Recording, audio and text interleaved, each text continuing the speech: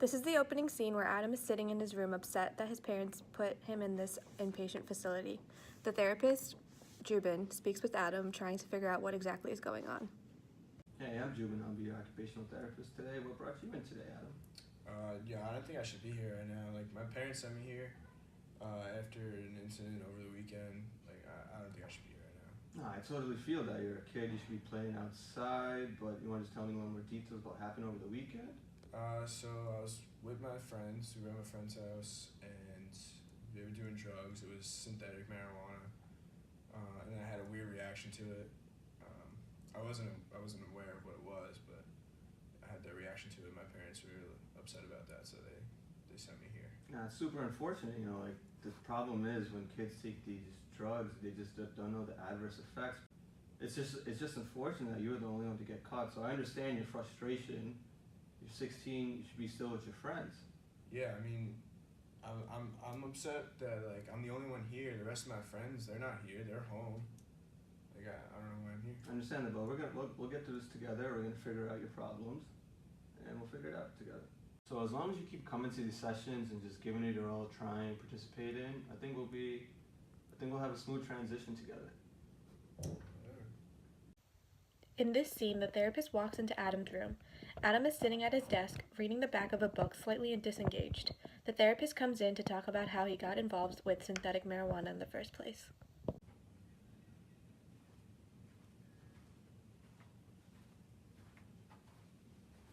Hey Adam, how are you? So how's your day going? Sorry. You don't seem too happy and active right now. Is everything okay? Yeah. All right. So I remember from our last session we didn't really get into the full details of the use of synthetic marijuana. Are you aware by any chance of like some characteristics or symptoms one can experience with the use of synthetic marijuana? No, not really. All right, no problem. Since I'm your occupational therapist, it's my job just to provide just the simple etiology. So some characteristics include racing heart, agitation and anxiety, paranoia, hallucinations, psychosis, high blood pressure, shortness of breath, chest pains, seizures, and nausea or vomiting. By any chance, did you experience any of these over that weekend or the following day? Yeah, I was real paranoid. I thought I was seeing like squirrels like dancing on the tables. No, I'm sure you were probably freaked out and scared since you're a little kid. Since you're only 16, sure you were probably scared, just not aware of these characteristics. Yeah, I was super nervous. I guess these drugs are pretty serious. Wasn't really aware of that.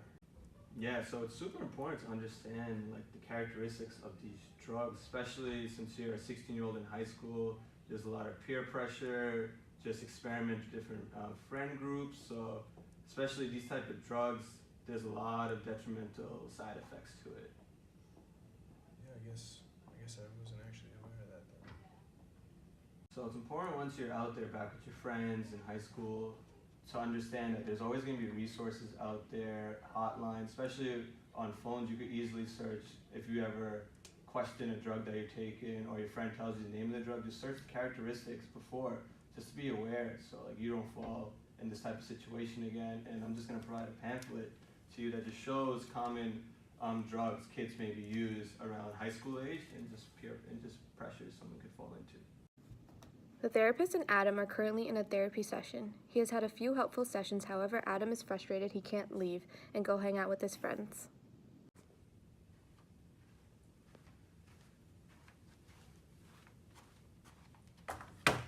Hey Adam, how are you? Ready for today's session? No, man. I want to get back out there. I want to go out and live a normal life with my friends.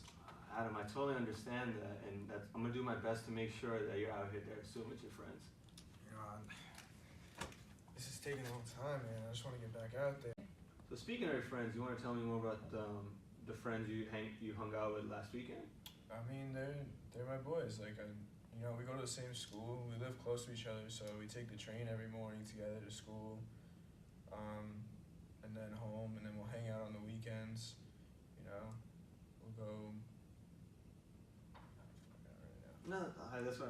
Okay, continue. I'm like, so do you consider those your close friends, best friends, or just school friends? Nah, they're my friends. Like they're close friends. I'm with them all the time. Um, So these group of friends of yours, are they positively or negatively affecting your life? Honestly, like though these guys are my friends, like they are. I have a lot of common with them. I spend a lot of time with them, but I guess I keep finding myself in like situations with them. Just want to tell me more about that, or certain situations that occurred in the past, or any other situations like last weekend that happened before? Um, Nothing really is too specific, but like, yeah, like I guess we like just enjoy it. We just kind of like mess around, like we're kids. You know, I get that. It's important. Like kids always want to have fun, but it's important since you're 16, going on to college soon. These group of friends that you're surrounded with are going to impact the rest of your life goals, intentions. So I'm gonna try my best to just to educate you. I get that.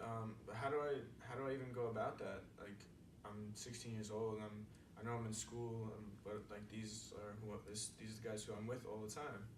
So do you have any hobbies or sports or activities you like to do?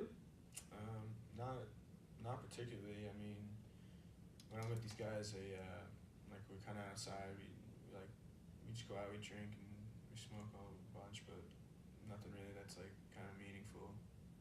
So I'm sure your high school has extracurricular activities such as sports, clubs, groups. I like playing baseball. I like watching baseball. Yeah? Yeah. So I'm sure you could probably try out for the team, or I'm sure there's intramural teams where you could meet new people, hopefully you get new friends, get exposed just to new positive environments, and just positive vibes. Yeah, you think that would help?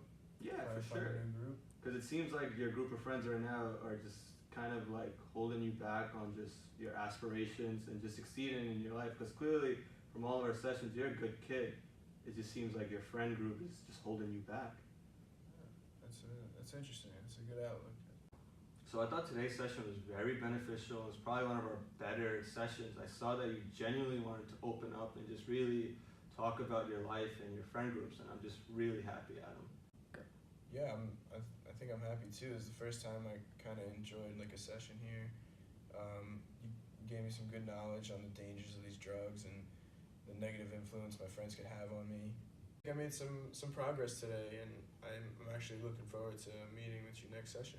You know, Adam, I'm honestly happy that we finally built this rapport together, and I'm just looking forward to our next session. See you next week.